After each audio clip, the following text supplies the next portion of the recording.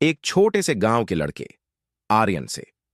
आर्यन के पास न तो विरासत में मिली दौलत थी और न ही कोई गॉडफादर। उसके पिता एक मामूली किसान थे जिनकी रीढ़ की हड्डी एक हादसे में टूट गई थी। आर्यन की पढ़ाई के पैसे खत्म हो चुके थे और घर की छत से पानी टपक रहा था।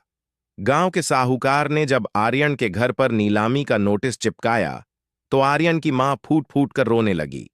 आर्यन उस दिन गांव की ऊंची पहाड़ी पर जाकर बैठ गया और सोचने लगा कि क्या जीवन सिर्फ हार मानने के लिए है। आर्यन सिर्फ 500 रुपये लेकर बड़े शहर पहुंचा।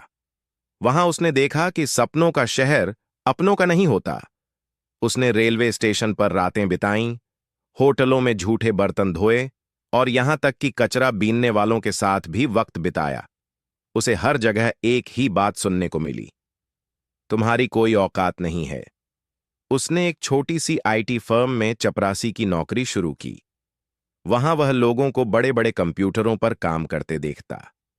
उसे कोडिंग और टेक्नोलॉजी से प्यार हो गया, लेकिन जब उसने मालिक से सीखने की इच्छा जताई तो उसे धक्के मारकर बाहर निकाल दिया गया।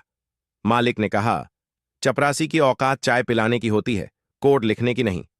उस अपमान ने आर्यन के अंदर की आग को बुझने नहीं दिया, बल्कि उसे दहका दिया। उसने कबाड़ से एक पुराना टूटा हुआ लैपटॉप खरीदा। वह रात भर फुटपाथ की लाइट के नीचे बैठकर कोडिंग सीखता, दिन में मजदूरी करता और रात में अपना सपना बुनता।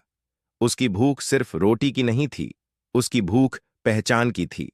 उसने एक ऐसा ऐप बनाने का सोचा जो गांव के किसानों को सीधे शहर के खरीदारों से जोड़ सके, ताकि उसके पिता जैसे किसानों को कभी साहूकार के आगे हाथ न फैलाना पड़े। आर्यन ने अपना पहला प्रोटोटाइप बनाया, लेकिन कोई उसे सुनने को तैयार नहीं था। वह 50 इन्वेस्टर के पास गया और 50 के 50 ने उसे रिजेक्ट कर दिया। लोग उसे पागल कहते थे। उसकी मां बीमार हो गई और उसके पास दवा के पैसे नहीं थे। यह वह क्षण था जब 99% लोग हार मान लेते हैं। आर्यन भी टूटने ही वाला था कि उसे एक बूढ़े अंधे आदमी की बात याद आई, जो पिछली कहानी में थी। नजरिया बदलो। उसने अपनी मार्केटिंग का तरीका बदला।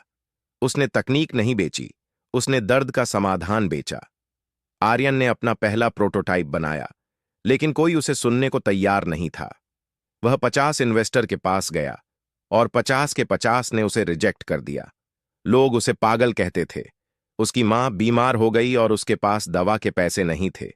यह वह क्षण था जब 99% लोग हार मान लेते हैं।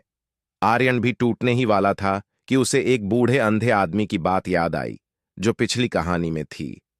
नजरिया बदलो। उसने अपनी मार्केटिंग का तरीका बदला। उसने तकनीक नहीं बेची, उसने दर्द का समाधान बेचा।